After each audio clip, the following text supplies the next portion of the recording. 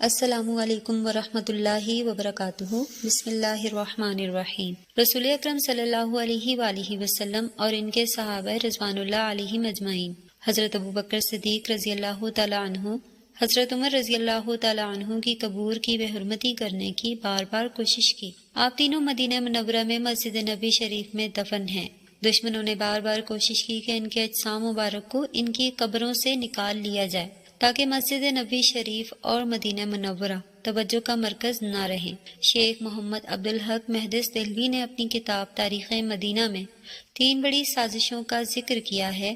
پہلی سازش، ابن نجار نے اپنی کتاب بغداد کی تاریخ میں لکھا ہے کہ 386 ہجری سے 411 ہجری تک ایک فاطمی حکمران مصر کا بادشاہ تھا اور مدینہ منورہ اس کے زیر اثر تھا۔ اس حکمران کی سوچ اور کوشش یہ تھی کہ رسول اکرم صلی اللہ علیہ وآلہ وسلم اور ان کے 2 صحابہ کرام رضی اللہ تعالی عنہما کے اجسام مبارک کو مدینہ منورہ سے مصر منتقل کیا جائے۔ اس طرح لوگوں کی توجہ مدینہ منورہ کے بجائے مصر کی طرف مبذول ہو جائے گی۔ اس نے اس مقصد کے لیے مصر میں ایک نہایت شاندار عمارت تعمیر کی جس میں وہ ان اجسام کو رکھنا چاہتا تھا۔ حکمران نے اس مقصد کے لیے اپنے کارندے ابو الفتوح کو مدینہ بھیجا۔ جب یہ کارندہ مدینہ پہنچا تو اہل مدینہ کو اس سازش کی خبر ہو گئی۔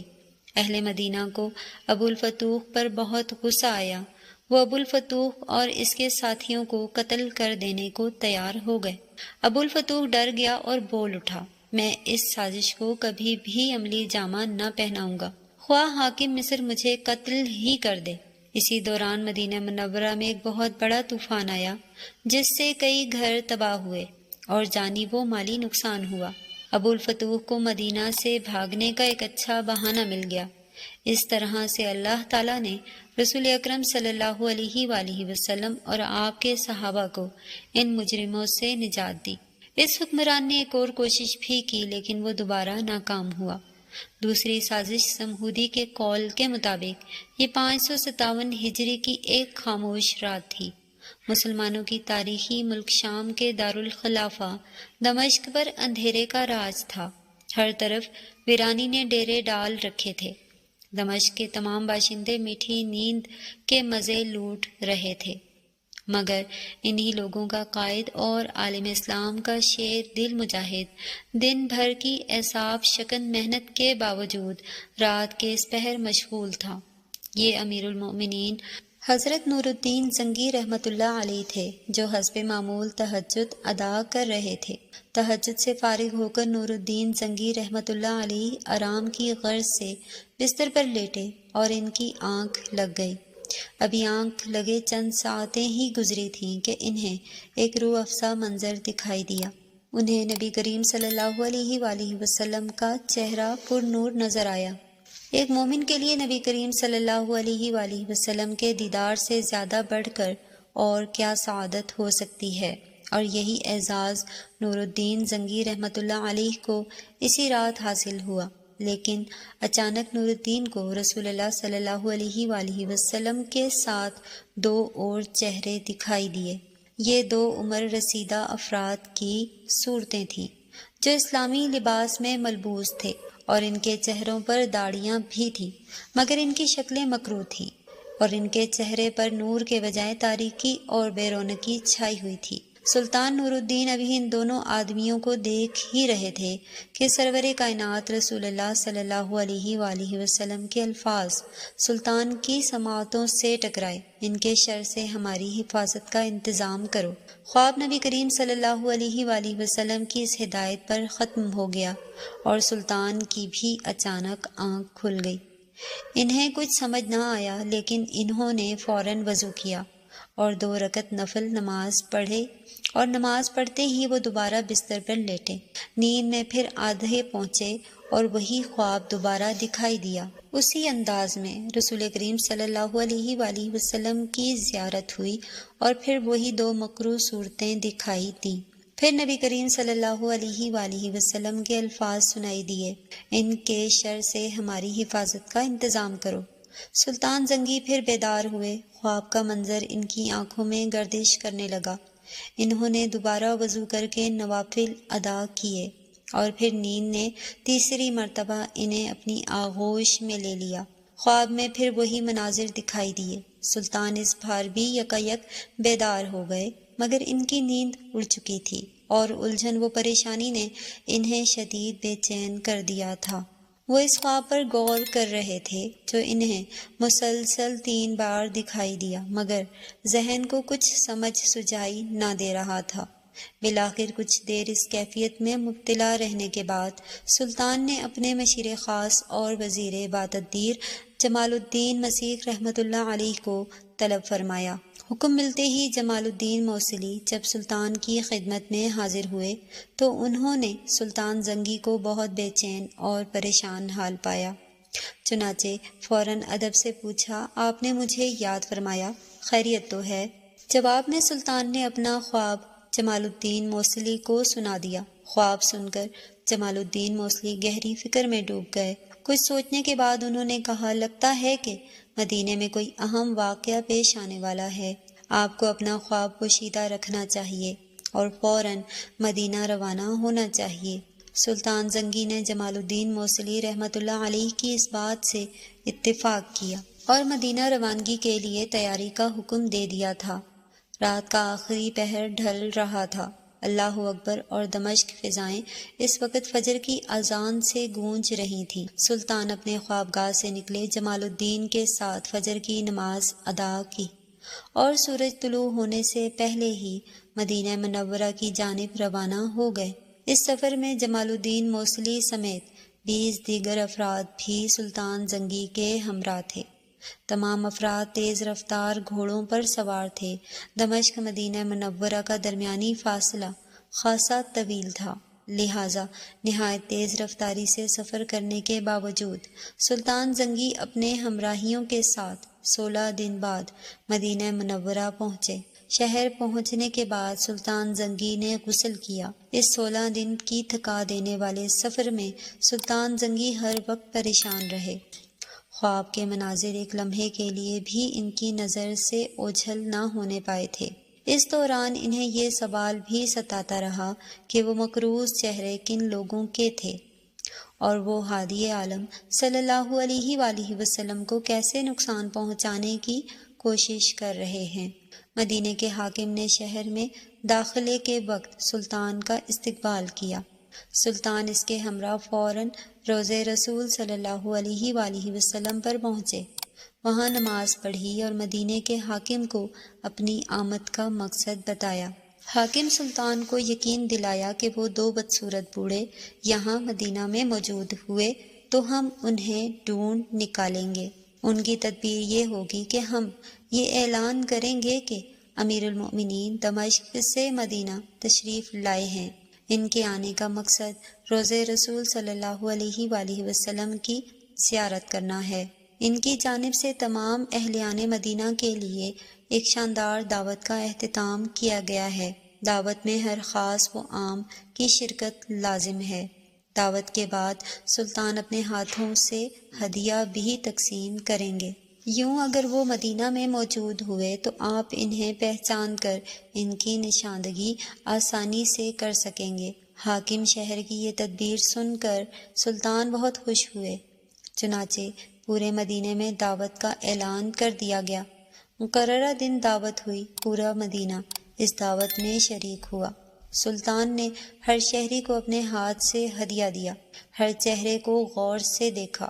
پورے مدینے کے لوگ سلطان کی آنکھوں کے سامنے سے گزرے، مگر ان میں وہ 2 بوڑھے نہیں تھے جو خواب میں دکھائی دیے تھے۔ چنانچہ سلطان کے چہرے پر ایک بار پھر اداسی سی چھا گئی۔ سلطان نے امیر مدینہ سے دریافت کیا کہ کوئی باقی تو نہیں رہ گیا جس نے ہدیہ نہ لیا ہو۔